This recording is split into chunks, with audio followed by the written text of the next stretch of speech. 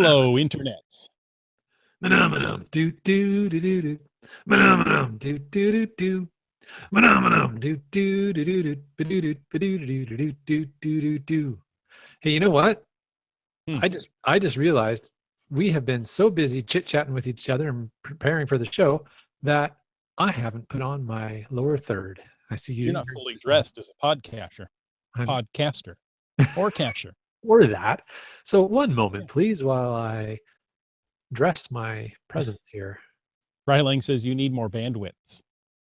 Yes, Brian Lang and I have been having a long chat about bandwidths. It'll get there.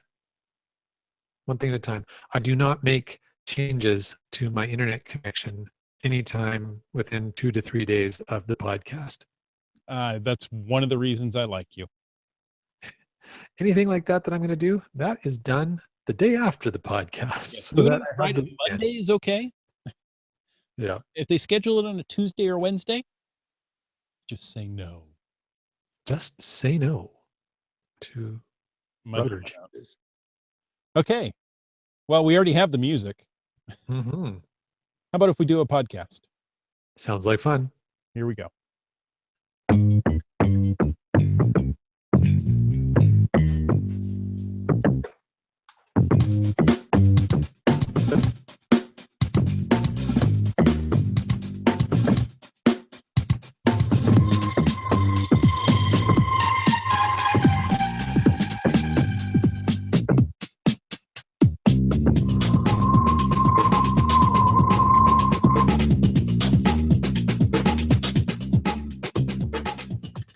Hey, thanks for finding us. In fact, you found us on a Thursday evening.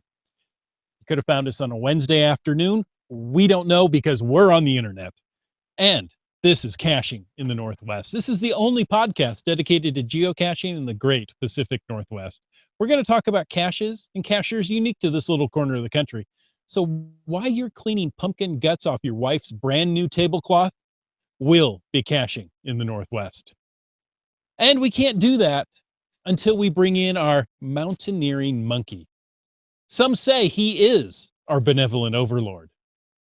And others say that 51% of the pumpkins in British Columbia will have his face carved into them this month. All we know is he's called Land Monkey. You know, it sounds really painful to have my face carved into 51% of the pumpkins in British Columbia, but I'm assuming that your face impacted on 51%. Sorry. Come here, Land Monkey. I want to show you something. All right. Hey, you know what? Very pleased to be here with you tonight. And once again, the astute amongst our live viewing and or listening audience will recognize the absence of our dear friend Whitsand, who is busy elsewhere this evening, but we miss him. I am always pleased to get together with my good friends. And tonight, good friend, it's just you, but I'm also pleased to be here with you tonight. Well, we definitely miss the wit and mustache of Wits End, but he should be with us next week. He's doing a bit of traveling, so we wish him well and pray for safety. Absolutely. Amen. You know, something else I'm thankful for is our supporters of our podcast, those who have taken the time to go check out our Patreon link and decided to, spend a couple of bucks a month and support our podcast. So we want to thank the Denali level supporters. That's Team Squirrel and WorldCaching.com. And remind you that if you want to find out more about that, just click on the Patreon link on the CachingNW.com website.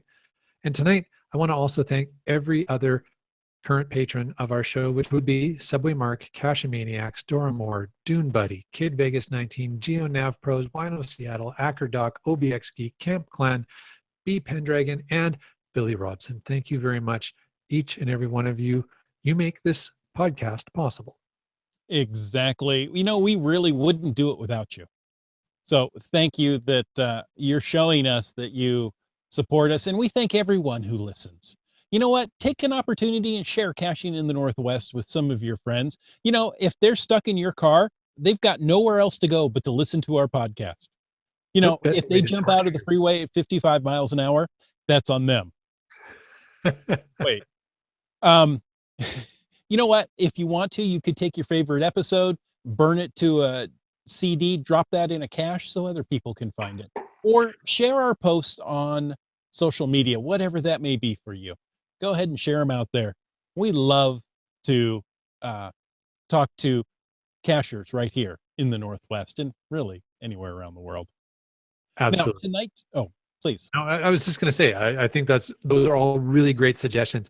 I started to laugh though when you were talking about burning your favorite episode, and I thought, wow, maybe burn your least favorite episode. I don't know. It's It could be this one tonight. We don't know.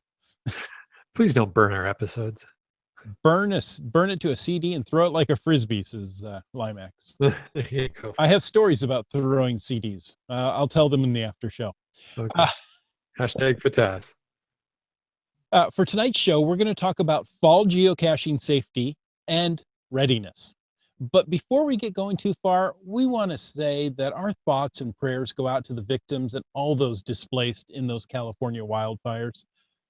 We know people who have lost loved ones or, have lost everything they own. So our thoughts and prayers go out to them. Yeah, it's just been a brutal year in all of North America this year for wildfires. It's insane. But yeah, Well, yeah, a lot of that. And my brother put it the best. He goes, "Oh yeah," I said, "Oh, good, you're getting all this rain in February, March." He goes, "Yeah, that's going to make the plants grow, and that means all that is going to dry out and burn later." Oh, I didn't think of that. So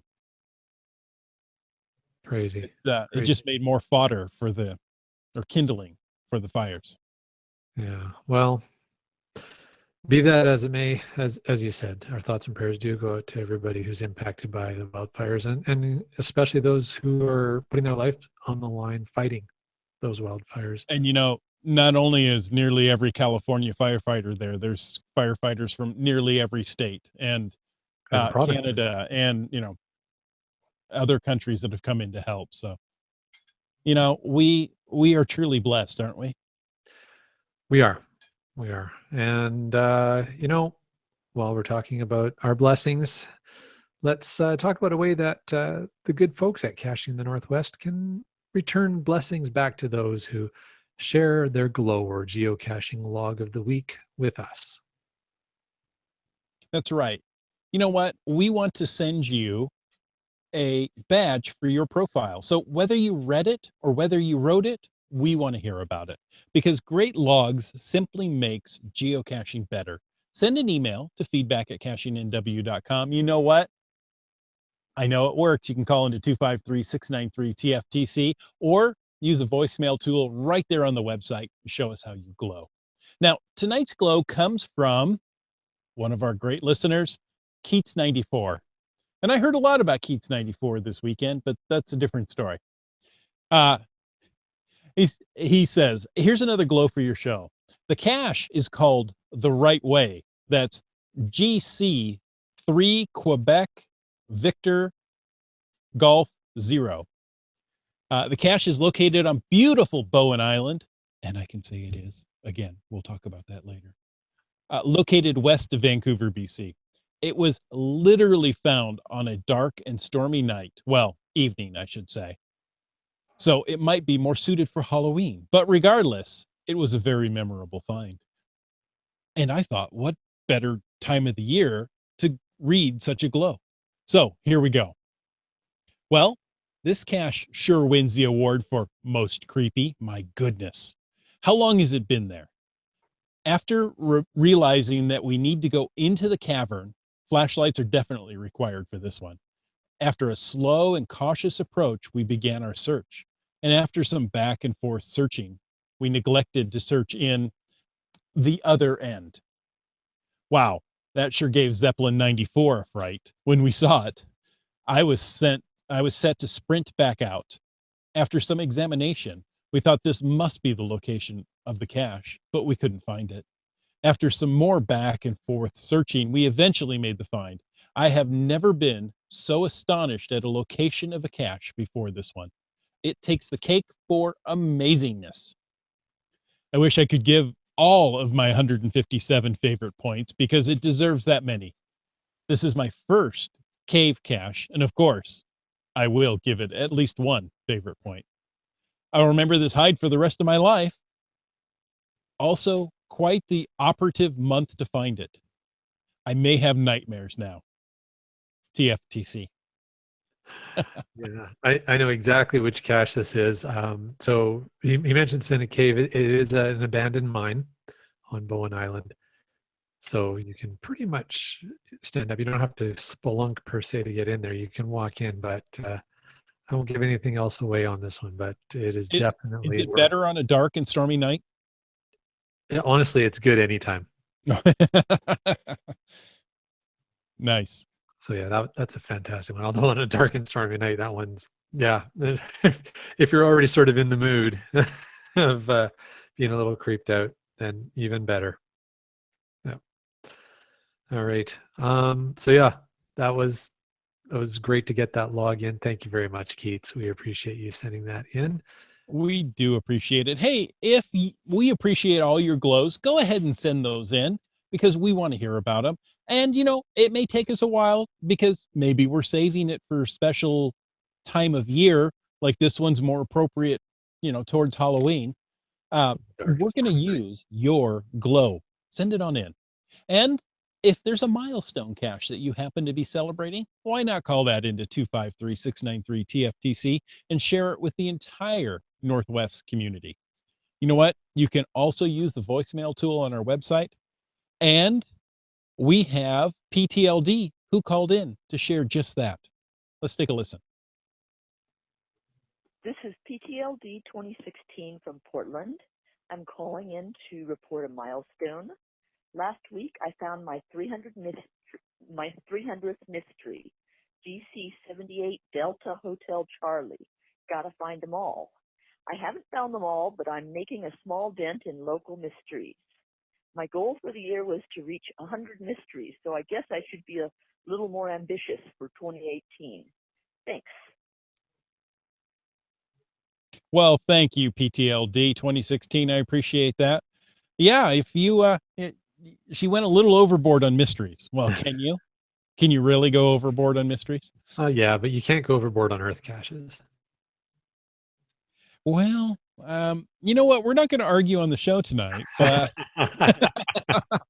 All right, but yes, congratulations, PTLD 2016, and thank you so much for calling that in. We really appreciate that. oh, nice. Now, we also have a contest going on. We do have a contest going on. I love contests. It is so fun when we run the contest because some of you guys really get into it and make it fun for us. So that is the awesome part for us when we can see you really getting into it, like you guys have with the hashtag Wish I Was Caching contest. So shall I read maybe a couple that we've seen posted recently? Please.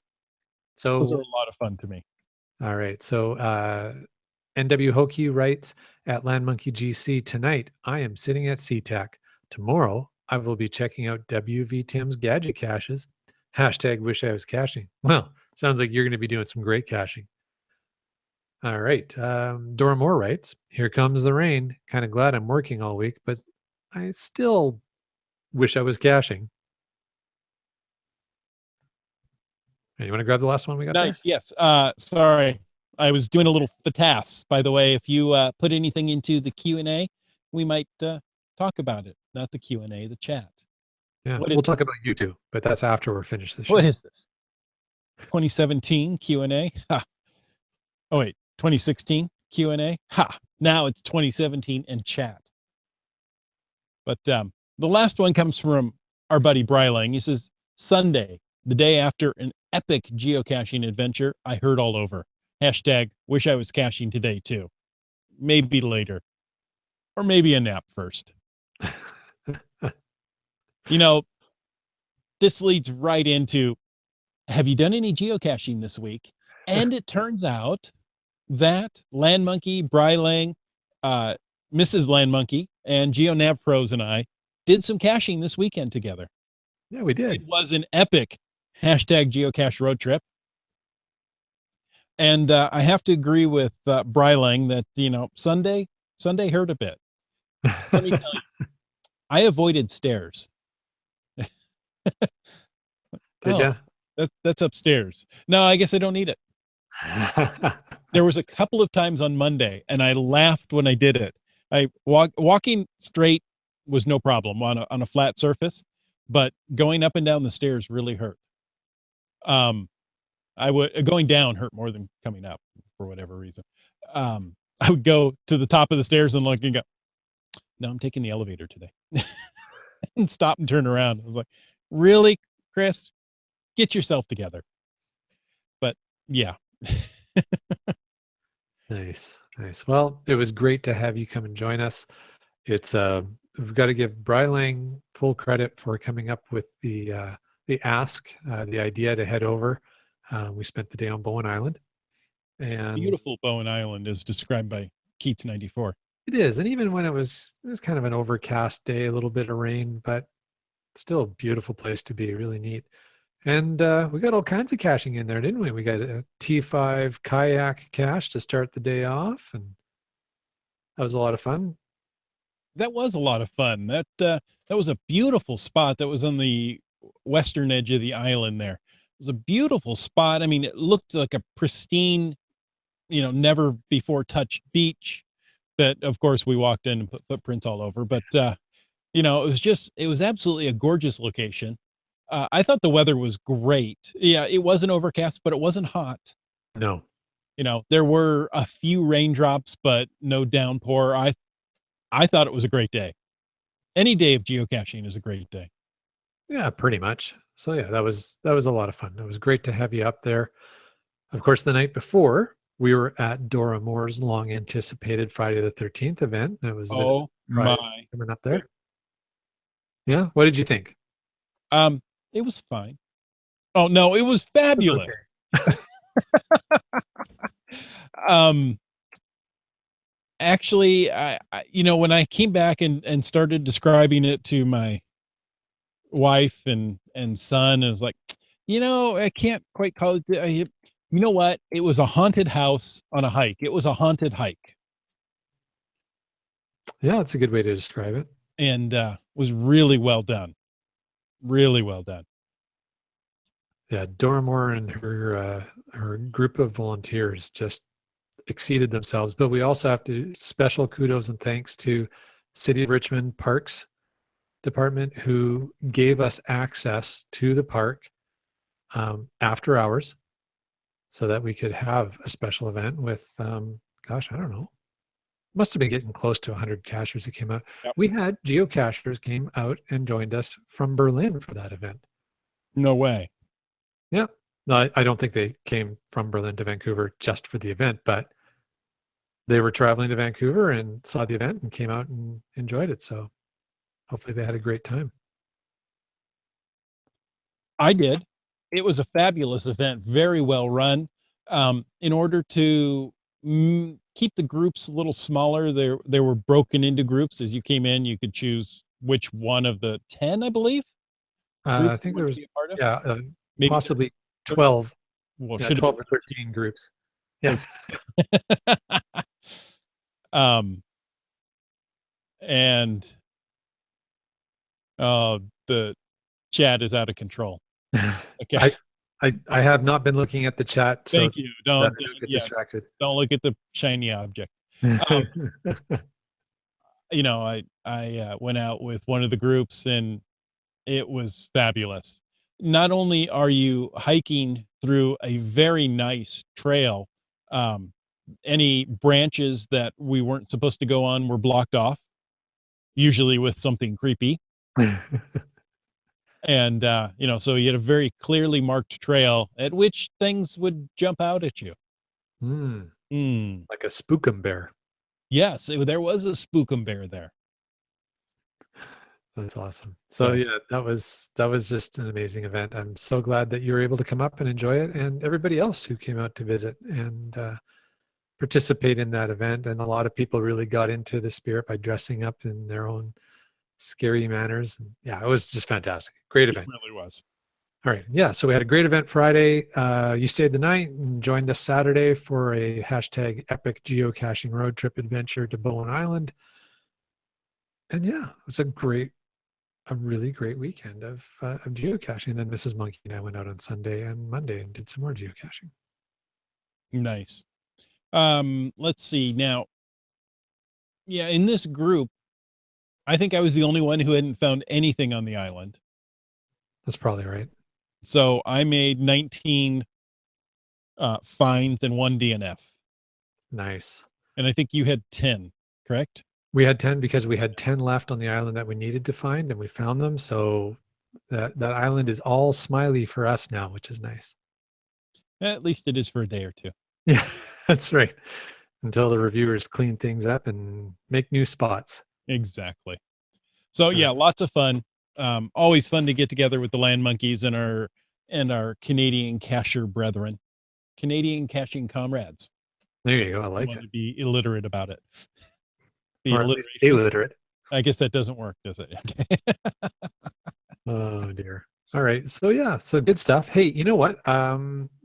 Heard some news, and I think this news I heard coming from you, and I'm not sure where you heard it from, maybe from the recipient themselves, but we heard that listener, Bounce Bounce, who I believe is in the chat actively right at the moment, received an award. Oh, no, make that 2 awards this week for 2 of his amazing TB hotels. So that would be GC5D HPQ Holiday TB Hotel, which Mrs. Monkey and I have found and think that one is absolutely fantastic.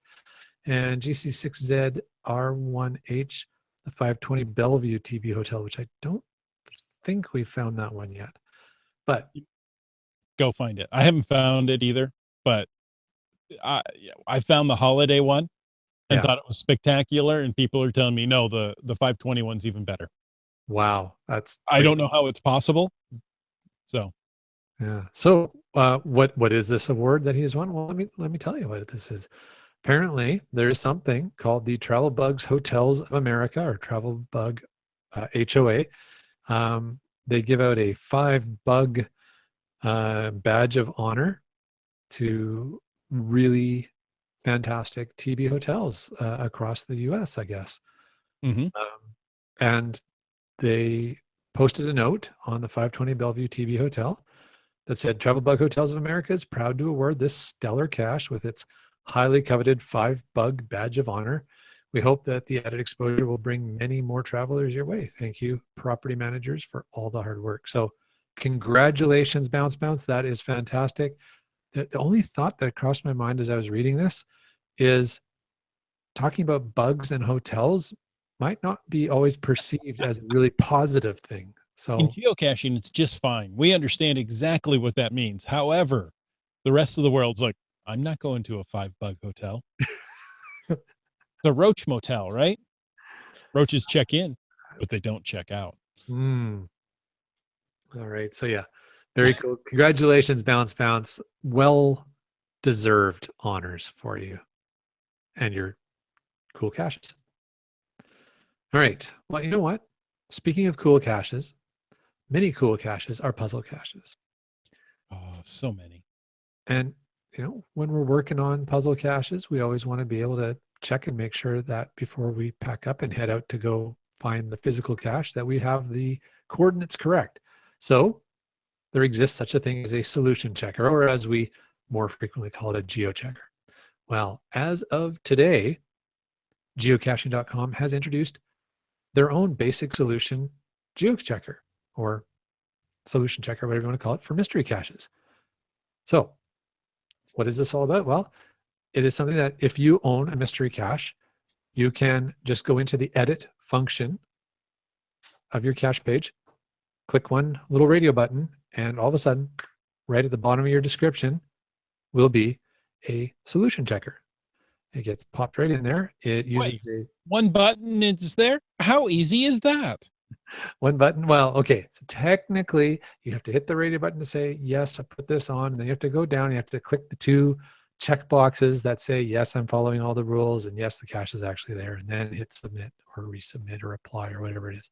Anyways, the point being, very easy to enable this. You don't have to transpose any numbers. One of the things I really like is that it goes and takes your final coordinates for your cache and just puts them in. You don't have to do anything.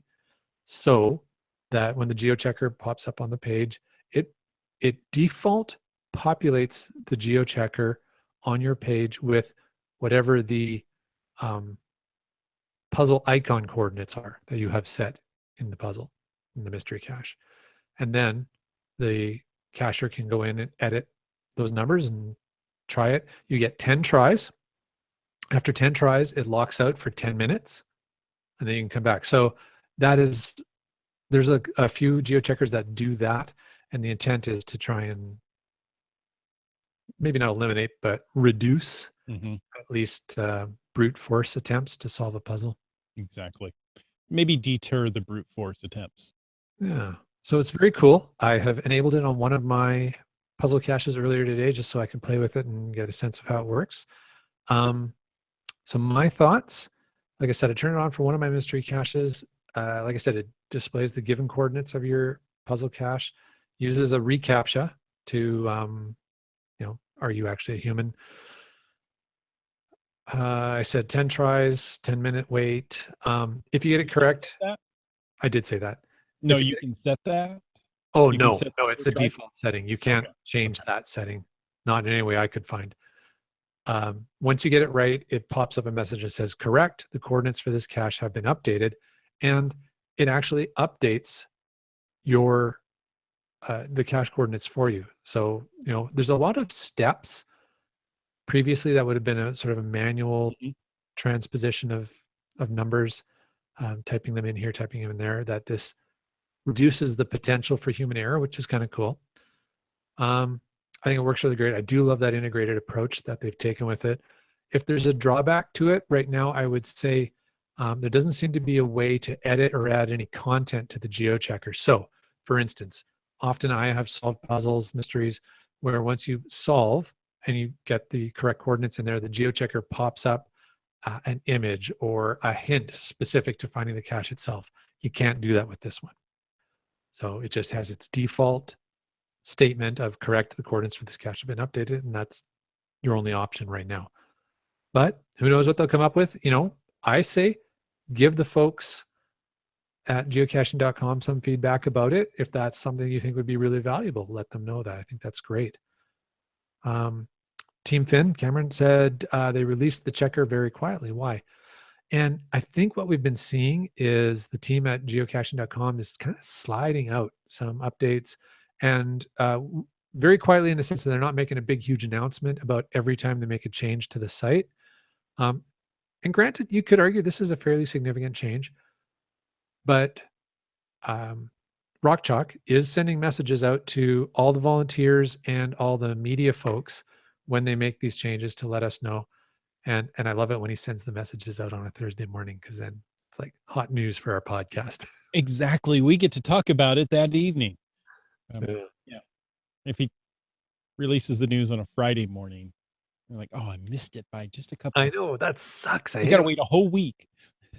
Yeah. Dora Moore had some feedback there too. Did you want to share that, Chris? Yeah. Dora Moore says, I solved about a dozen puzzles today that didn't have the new feature and one that did. I like the new one. So yeah, I love that integration it has with the site. I mean, obviously it comes from geocaching.com. So as when you get the proper coordinates, it populates your corrected coordinates field for you. So very nice. Yeah, it's a pretty handy little feature. And of course, they have the advantage that they own the site, so they can do stuff like that. Oh, it's like being a landowner and being able to do some things, isn't it? Yeah, I can nail this cache into this post because it's my post. Yeah, I can put this post here. Yes. Exactly. Nice. All right. Yeah. What? Oh, I was going to say we have more feedback into the email. That's feedback@cachingnw.com. This one comes from Butterfly Girl. She said, I'm listening to your podcast, episode 219, Earth Caching with Land Monkey. I remember that episode. You mentioned a cruise idea for your listeners in the Northwest. It would be cool if you could have one around the time of GeoCoin Fest 2018, so that some of us on the other side of the U.S. would be able to go also. just a thought from Butterfly Girl. And I thought that was absolutely genius. So we'll Cool. look to see what we can do. That might be a little late in the year, but you never know. Well, and on that note, GeoCoinFest 2018 is what she's talking about. And you might be listening to this podcast and saying, what is the deal with GeoCoinFest 2018? Why would you want to line up the cruise with that? Well, let me tell you. The reason is GeoCoinFest 2018 is going to be in the Northwest. It's going to be in Issaquah, which is along the I-90. Let's say it. You want to say it. Issaquah. There you go. If you're wondering why that's so funny to us, hashtag FITAS. Yeah. All right. But, let's talk a little bit more about GeoCoinFest 2018, just for those who, like myself, I'm not really familiar with. I know there's a lot of excitement about this year's 2017's because it was on the Queen Mary and down there in California. But I kind of really don't know what a GeoCoinFest is. So I just know it's an event.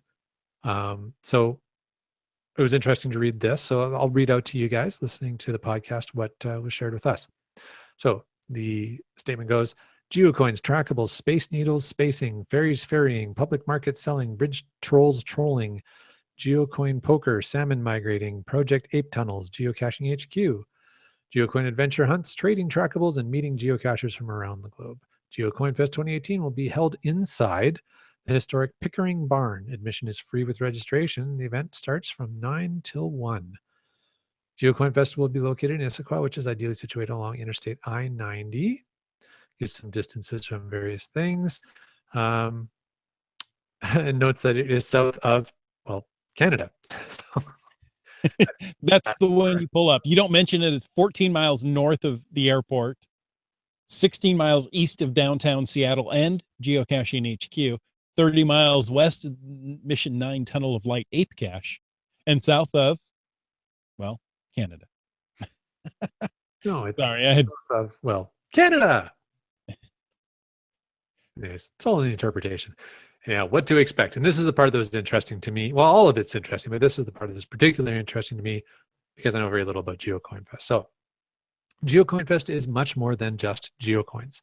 Sure, there will be geocoins, trackables, and geocaching gear. This year, there will also be a premium geocaching experience with a free exclusive geocoin at the end as a prize. There are signature caches in the area, such as the HQ and Project Ape with unique icons and nearby lab cache adventures on and off site. Festivities kick off on Thursday and run through Sunday. Tentative schedule is Thursday, early bird event at the 50s Diner Classic XXX Root Beer. Friday, meet and greet at Host Hotel. Saturday morning at Top Pot Donuts, Salmon Hatchery Tour and Geocoin Poker Tournament.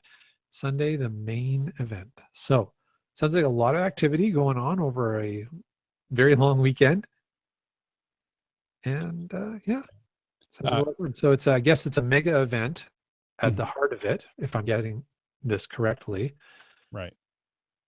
UDAC in the chat says GeoCoinFest is a mini Woodstock with tables and chairs. There you go. I went to a Geocoin event following a Geo Woodstock, and large hall, tables and chairs, and people with bins of geocoins to trade and discover, and it was really quite fascinating and a bit overwhelming. But that it's here, right here in our lovely state. So I'm going to go. We're going to experience it, and we'll tell you all about it. But we'd like to see you there. There you go. And hey, I noticed Bounce in the chat has said there is a cruise September 23rd and 29th from Seattle to Vancouver. So, this Bounce, you're fantastic. Thank you. This may all just work out anyway. So, stay tuned. We're gonna put all this in development, and Bounce. We're probably gonna reach out to you for a little more insight on this. All right. To tonight's topic, my friend. Maybe we should call Bounce our cruise director. Well, then we'd have to call him Julie. Oh, yeah. Can I be Isaac? It's better than gopher. Okay. And if you don't get those references, you're too young. All right, kids, time to go to bed. Oh, let's set sail for love. No, let's set sail for hiking and geocaching in the fall in the Northwest. Now, Let's do that. if you've been in the Northwest for any length of time, the first thing you know is weather conditions change quickly here. I think it has something to do with the mountains. Sorry, I'm reading the chat again. Yeah. Yeah, That's okay. Dak That wants one to be distracted Vicky. me too. Vicky was the teenage girl they brought in the last season or so, trying to improve ratings. So you, Dak, you go ahead and do it. We'll get all the ratings we can. Uh, so weather changes quickly here in the Northwest. Oh, You yeah, know, it does. for me, and one of the things I learned growing up in the Midwest, good socks and shoes, if you keep your feet warm and dry, the rest of you follows. So anyway, there's my hint. There's my tip to you. As you're hiking in the mountains, it's not uncommon to start off in dry, go up to wet, into snow, and then back down again. You should So watch some of my YouTube videos. exactly. So if you have the opportunity, and you really should check the trails for the latest conditions. You could be going to a place that has had a lot of snowfall, and maybe you don't want to try to hike that today. Next off, and we say this every time you go out hiking, let somebody know where you're going. you know and if your destination changes because of snow, because of weather, who knows, we just had a big windstorm because of fallen trees, let somebody know that as well. Yeah, as I always say, make sure you tell someone and tell someone who cares.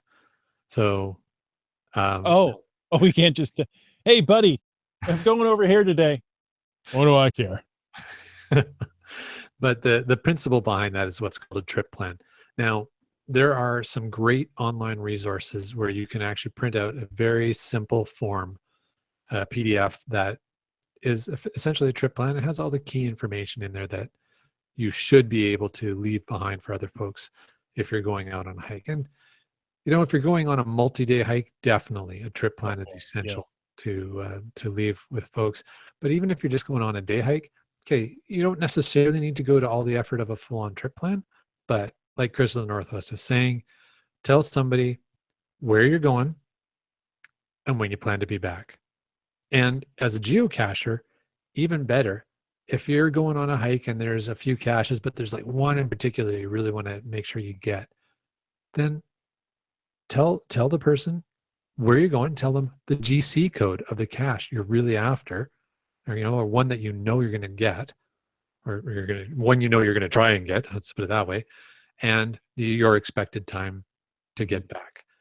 And then that way, they actually have some sort of way to reference, okay, so they must have been on this trail. So in, Lord forbid, but in the event that you get lost, then the search and rescue group will know what trails you were headed for.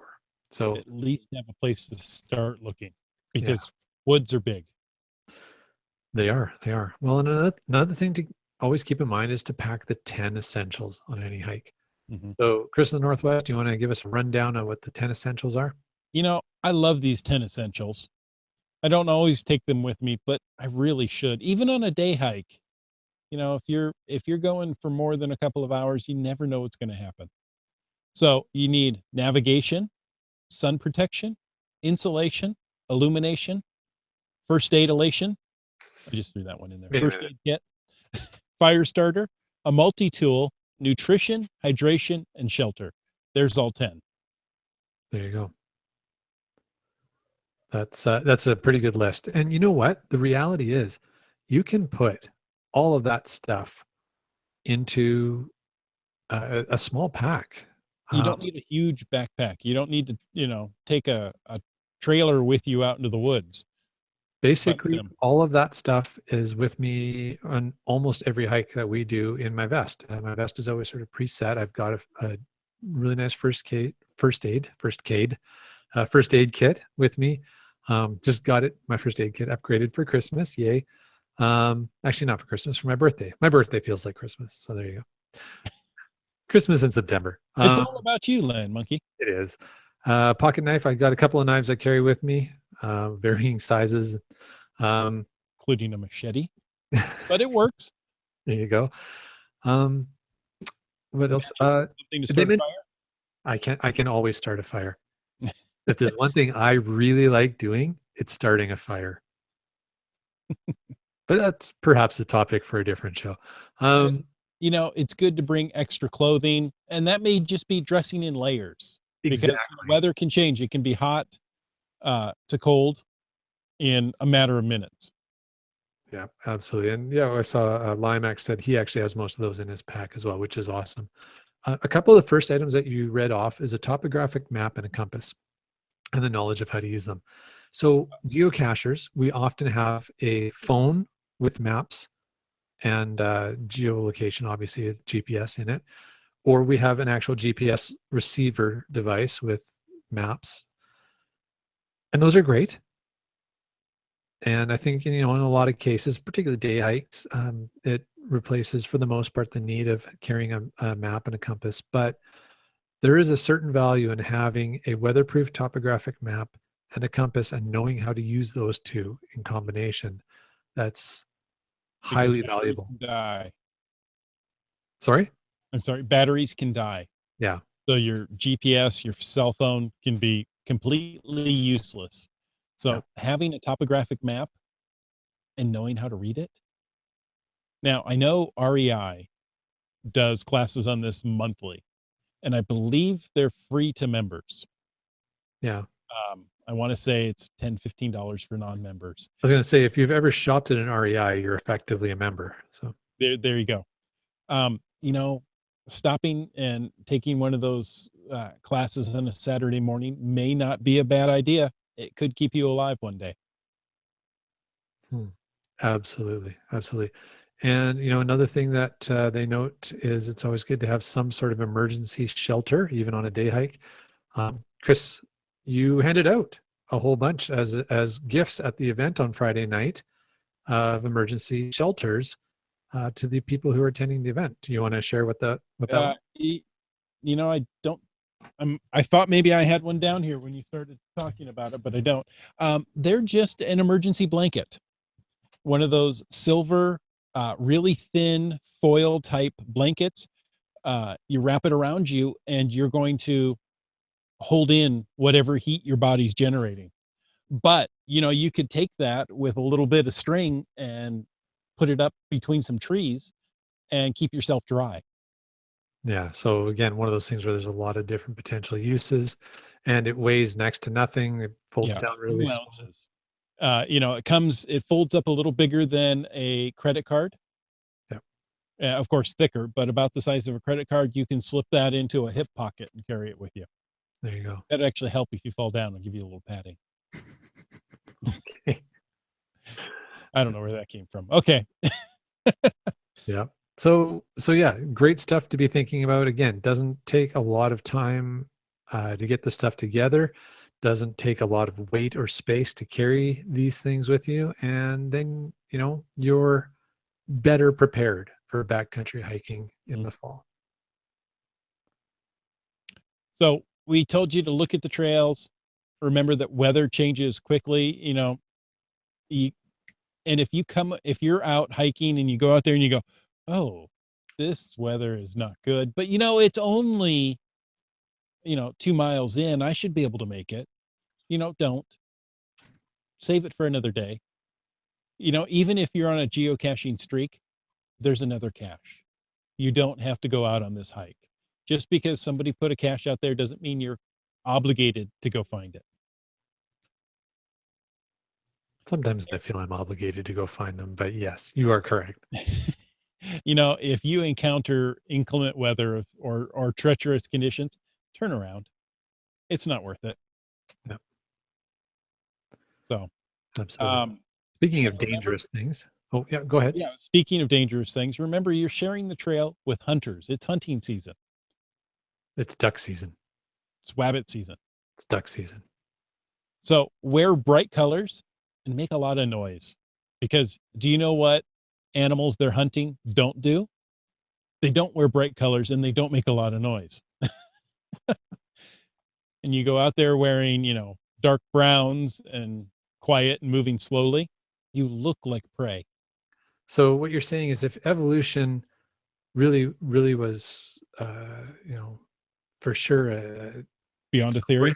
yeah, we're going to get into a creationism versus evolution argument here now. But, if evolution was a thing for sure, then wouldn't deer be like bright yellow, neon colors? Orange? So Well, hunters would think they're people and not shoot them? Those would be the ones that survive? oh yeah, I get what you're saying. I'm thinking for the coyote, that's wonderful. But yeah, Anyways, um, just playing with one you. of the Folks. few times I agree with Broncos fans for life.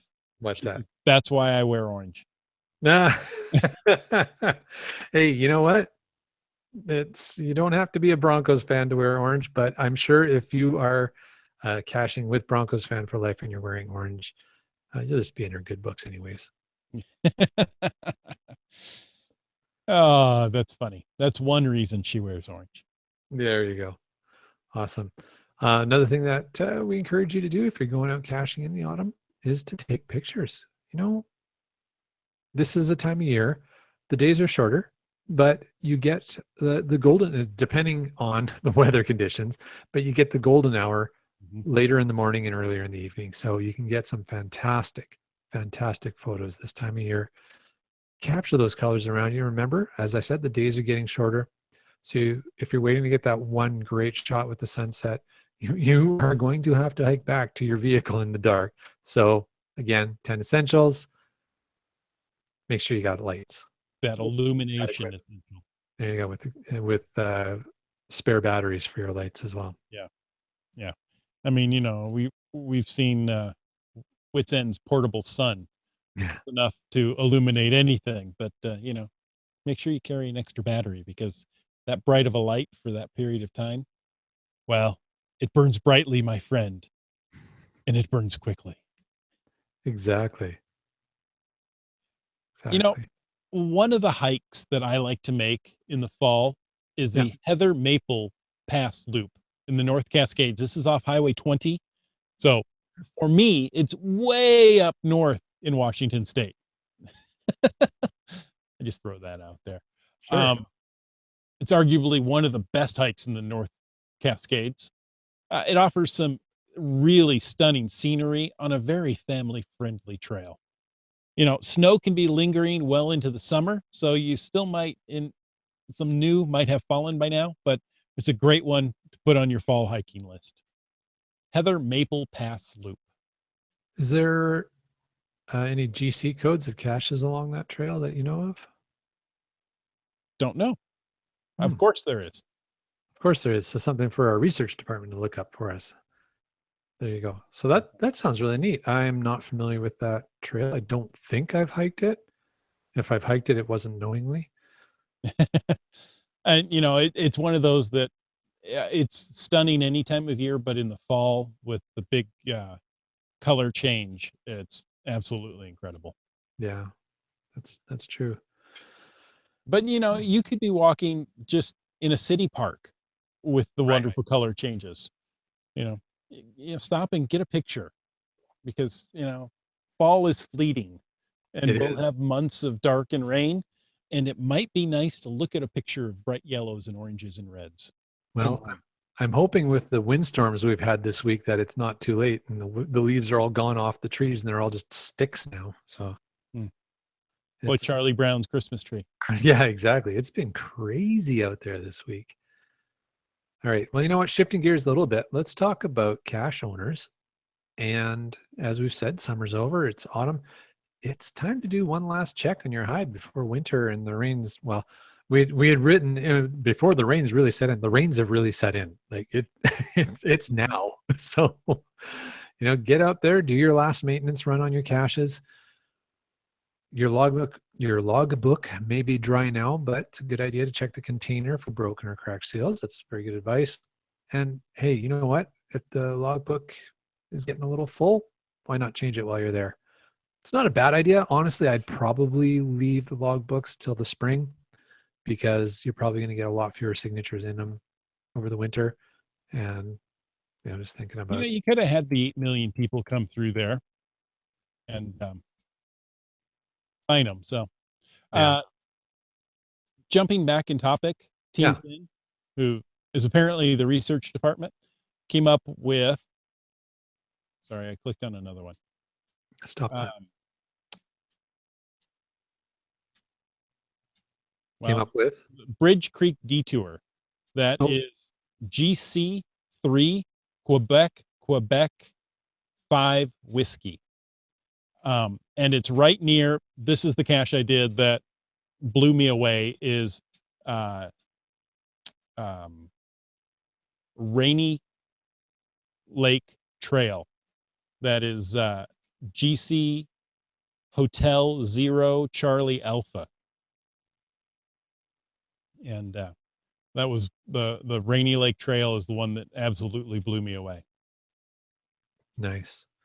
All right, so I'm taking a look here on the map. I don't think we found anything. Oh, there's an earth cache right near there.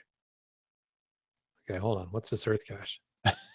Early Winters Valley Glacier. All right, that sounds interesting. Land monkey. What? Shiny things. Put it away. Earth caches, man. Okay, yeah, that is quite the trail going out there. That whole North Cascades Highway, Highway 20 in the state of Washington, might just be a nice trip. It would take you the most part of a day. You can go between I want to say Issaquah and come on, Winthrop. So come on, Winthrop. That's a funny name for a town. Yeah. Hey, concrete out that way, out where we did. Okay. Some caching and hiking, right?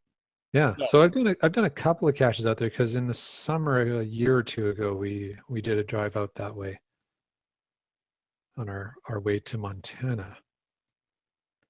But yeah, there's a couple of really long geo trails. Right. Hey, on that note, that'll keep you busy for at least a day. There you go. Talking about Washington 20, I know the Coquihalla Highway up here has already had snow at the summit. Highway 20 usually gets hit with snow right around the same time as the Coquihalla, so it's probably something else too. And I think we talked about that right up at the beginning of the show. But be checking the highways websites. Look, they've all got webcams now, so you can actually check and see what the conditions are before you head out. Yeah, parts of that are going to be closing for the winter. Yep.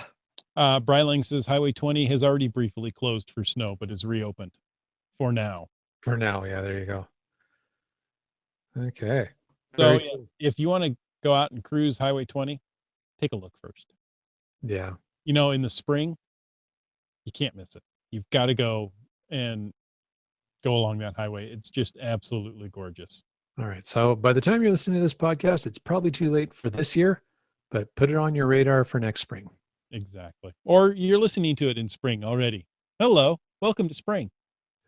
And why are you so far behind in listening to our podcast? Well, they just thank you for listening. That's because somebody took this podcast that they loved so much and burned it onto a CD, dropped it in a cache that got covered by snow, and somebody in the spring just found it. Clearly, that's what's happened. All right. Well, enjoy this. Enjoy this CD or DVD, whatever it is, or USB stick that you found in an ammo can that's made it through the winter. Boy, talk about swag, eh?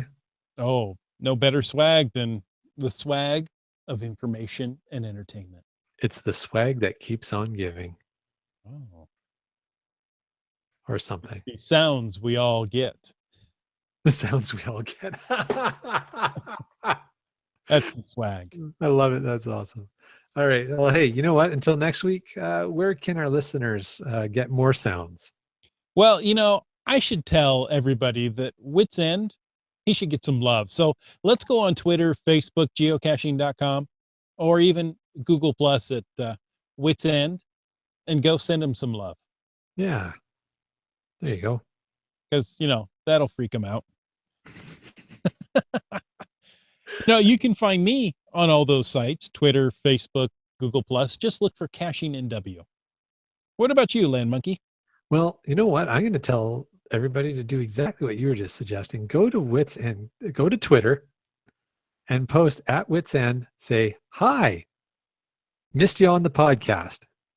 Just put something like that on there. Just see what happens. Everybody start posting that. See what happens. I think that'd be fun. Let them know that we missed them. Share a little love.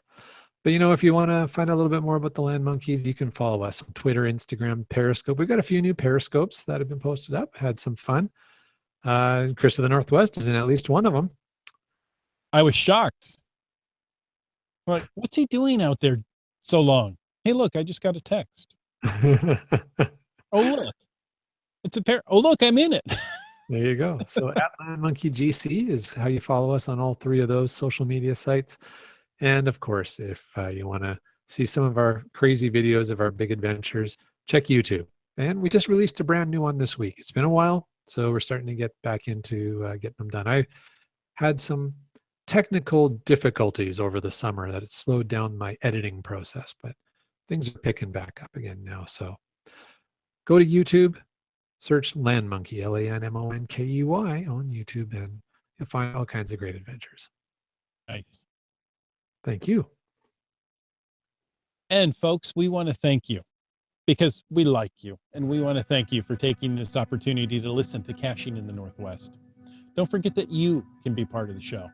You can call into 253-693-TFTC and leave us a comment, ask us a question, or send us your VHS tapes of classic curling any time of the day or night. Of course, you can fax us at feedback@cachingnw.com. No, you have to email us there.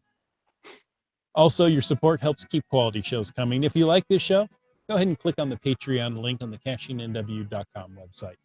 The show's licensed under a Creative Commons Attribution 3.0 license, copyright 2017 by Chris Umpenauer.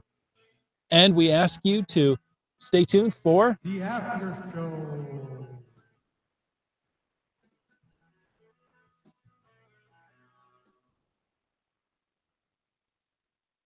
There we go. Oh, nice. Some people have already tweeted Wits End. Awesome. You guys are great. I got my phone handy. I'm sure something's going to come in here in just a few moments.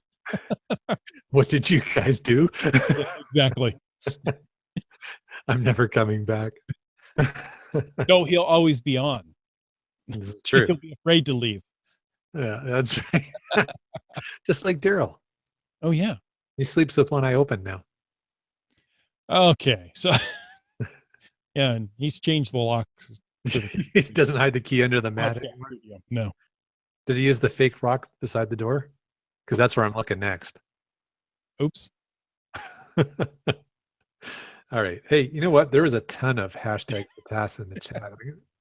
I'm not sure how we're going to get caught up on this here. I don't either. IHAM says, wait, I didn't think Wits End was here. I just heard his voice. Exactly. After show. Always creeps me out. Oh, it's the Haunted podcast, haunted by the ghost of Wits End. The ghost of hosts past. Oh, the ghost of host. The host Let's see. Limax starts off with burn a CD and throw it like a frisbee. To which IHAM says, burn, baby, burn. Caching in the Northwest has become the disco inferno. Actually, no, that was Geo Gearheads we left as an inferno. Oh, yeah. All right. A little more talk about the fires. Okay. I said I would mention something about throwing a CD. Yeah, do tell.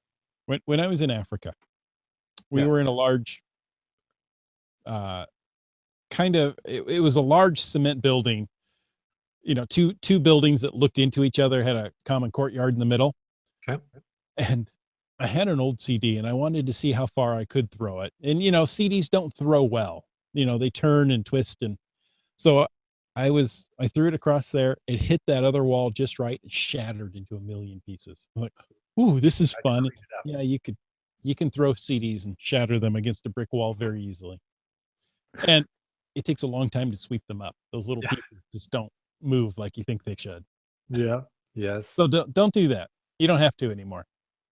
So, okay. So we're actually growing a list of things you shouldn't do from our podcast. One is We are a good bad example. don't throw CDs against brick walls. Another one would be don't have archiving parties. Yes, that's right. Go ahead. I was going to say Team Finn. Yep. Posted a comment earlier on and got some answers to it. Said, how do you handle a harsh post on your cache page? Ooh. That is an excellent question. Now, well, Land Monkey, do you want to take that or shall I? I've got a couple of ideas, but How do you handle her? So I didn't see exactly where that was in the chat, so I'm assuming there's some sort of context, but they have a mystery or a puzzle cache. okay. And from what I saw, and I can't remember exactly, I think somebody determined it was too hard to do. Okay. So you don't have to do it. Yeah. The end. The end, exactly. So, if they put this cache is too hard to do, as a cache owner, you have a right to delete it if you don't want to see it. On your ignore list, you mean? No, well, yes. Oh, no, you're but talking as the a cache comment. owner, You're talking about if the somebody comment. posts that on your cache, this is stupid and too hard to do. You have the right to remove that post. Just what was it, like a write note or a DNF? Or I don't know. okay. Obviously, it wasn't a found it. No. So Dora Moore says it's a game. Unless it's obscene or offensive, ignore it. Yes. Exactly where I was going to go is that. So thank you, Dora Moore. And I was going to say, as long as, I guess the only part where I would be concerned about what do I do with this? If somebody posts something and it's moronic or offensive or whatever, and it's a write note or it's a, whatever, if you want to delete it. The other thing you can do, I think, is you can still scramble it, right? You can encrypt it. Yeah. No, I think it's just a ROT13 encryption, Mm-hmm. but it just makes it gibberish for most people. So if somebody really wants to read it, they can. Mm-hmm. I probably wouldn't bother doing that unless it was a found it log. And if they write something offensive in their found it log, I would encrypt it so that they don't lose their smiley. Right. But it's now encrypted, so people have to actually put some effort in to see what it said. And probably I would send a message to the person who wrote the log and ask them, hey, can you just edit this so that it's okay for kids to read it? Mm-hmm. Because this is the thing, right? Is this game is designed for people of all ages to play. And as Dora Moore said, it's just a game. So, unless you work at geocaching.com, it's just a game. If you work at geocaching.com, it's your livelihood. Either way, there's really no need for people to freak out in the logs. So I don't know. Did we answer the question? Yes. The CO wrote back, it was a found it log for a certain coin challenge. Okay. I requested they edit it and they politely did. Well, there you go. Well done. Well handled. It says our caches were messed up, but we had them fixed within an hour. Dora Moore says nasty comments reflect on the writer, not the CO. Exactly. So. All right. Back here. Which the CO said, I figured it would create a negative view of the coin challenge. So there you go. I mean, people are people. They could have had a bad day or they're just a grumpy person to begin with. Either way, you're going to have to deal with people in the game. The game would be great if there were no other people involved. Or if everyone was like me. Hey, Startcacher had some fantastic earlier on in the chat. Startcacher went, went a little crazy with FATAS information. You know what? I love it. Thank you, Start Casher. I appreciate it. So on November 5th, he says, I'm going to a unique event called DTS Flash Mob. DST. DST. Sorry, DST. It's daylight savings time. Daylight saving time. That is GC7 Delta Papa Romeo. It's in a park that's open 24/7, and that is 40 miles as the crow flies away from home. Starts at 1:45 a.m. and ends half an hour earlier at 1:15 a.m. Well, that's genius. That's really cool. I love it. The cash page states the village council and police department are aware of the event. They actually found it a little amusing that we'd want to hold an event at this time.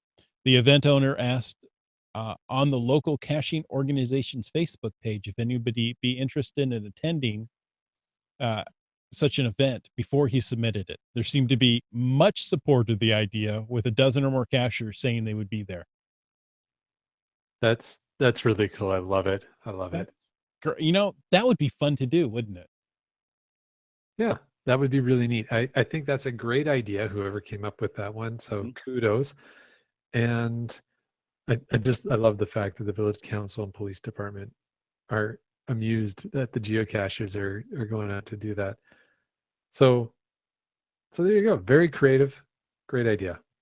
Thanks for sharing that, Start Cacher. That is cool. Now I'm wondering, can I do that too? Let's see, where can you go at 1 a.m., almost 2 a.m.? Bars are open at that time. You don't want to be in the bars at 2 a.m., do you? Yeah. So I don't frequent bars, but if a bar is open at 2 a.m. on daylight savings, does that give them an extra hour? Do they set their clocks back and they're open twice? It's been a long time since I've been at a bar or a nightclub Oh, a Denny's. by closing time, so I couldn't Denny's tell you. would be the place to hold it. Thank you, Denny's Bronco would fan. work. Yeah, good idea. Hey, earlier on as well, when we were talking about GeoCoin Fest 2018, there was some requests in the chat asking if anybody is interested in volunteering at GeoCoin Fest 2018. So I would imagine if you are interested in volunteering, you can probably reach out to the WSGA. Mm-hmm. That's my guess. I think they're going to need a lot of volunteers. So it's going to be a big event. I'd love to see it as a giga right here in the state of Washington. You never know. You never know. You never know. Okay, It's possible. I don't think it'll happen in Washington. No, it's well, tough to we've get got that density. Geocaching HQ here. Maybe. Well, if we put the cruise on, that might just push it over the edge. Oh, there you go. There you go. It is a WSGA event. WSGA. Yeah, I said that right. It didn't sound right coming out. You got 4 letters. Yeah, but it also spells swag. I know. Right? I know, it's clever. So, we will talk more about GeoCoin Fest in the next upcoming year. So, oh, absolutely. WSGA, we're coming for you. And congratulations, WSGA, for winning the bid for GeoCoin Fest 2018. Yeah, nice work, man. Yeah, well done. All right. Oh, wait, is it not a WSGA event? I don't know. Now I got to go look. No. I have too many tabs open. I apologize. I can't find what I'm looking for. I still haven't found what I'm looking for. Should write a song. It is no. I'm finding this chat hard to follow. Yeah. All right. Okay, so what else can we Team Finn, who has an event every month and has a streak going this year of monthly events, says our next event is National Sandwich Day in Federal Way. There'll be lots of tables and chairs. That is GC 7 Delta Papa Romeo 0. Nicely done. Oh man, somebody else already wrote my song. All the good songs are already written. All the songs I can think of in my head, somebody else wrote. Mm. Um, Team Fence okay. O equals oxygen, and love is like oxygen. Oh. Love is a battlefield. There you go. All right. Well, Okay, oh, one of the things we'd mentioned in the after show is the funny pronunciation of Issaquah. right. Yes. Let's get to that. Yes. Speaking of, So what, Land Monkey, we were together. What were we doing? probably up to no good. Yes. I believe we were headed to the Going Ape event. Yes. It was in the, we had to get off on an exit in Issaquah, and Siri was navigating us. Well, we had never heard Siri pronounce the town, the city of Issaquah. And Issaquah is, it's a Native American word. So it's not, you look at it and you have to sound it out. ISSA QUAH, Something like that. something like that. I'm spelling it off the top of my head at 10 o'clock at night, and that's never a good thing. What could go? It could go terribly wrong. Well, and we made Siri do this several times. She pronounced it quite hilariously, Quite dramatically, actually. with a sharp intake of breath at the end, which I'd never considered before in a language. And it came out Issaquah. Issaquah, sharp intake of breath. Issaquah. I'm not sure what startled Siri when she was. I'm like, why would you even have that sound? A gasp. So we made her say it several times, and I think that alerted the people at Apple, and they fixed it. Yeah, that's probably what it was, triggered it. You know what? I was just thinking about, why would Siri be programmed to make that sound? And maybe somebody has asked Siri in the past, do podcasters wear pants? I get it now. There you go. There's a local, Doramore says there's a local puzzle called Hemi Demi Semi Quaver. Yep. We made a Nuvi try to pronounce it more than once. That's funny. Cool, cool. All right. Well, I think probably wraps up. It's been a lengthy show. We're an hour and a quarter almost here. Can't believe it. How do we get so long? Remember back when we tried for 20-minute shows? Yeah. I think at the beginning of our show notes, it always says we're targeting for 30 to 35 minutes. And That's right. Of real content. And then, we fit another 30 minutes of, this around it. Of this. Yeah. I hear this is what people like. Let me know if this is what you like. There you go. Yeah. But until next week, we want to tell you to get out and get caching in the Northwest.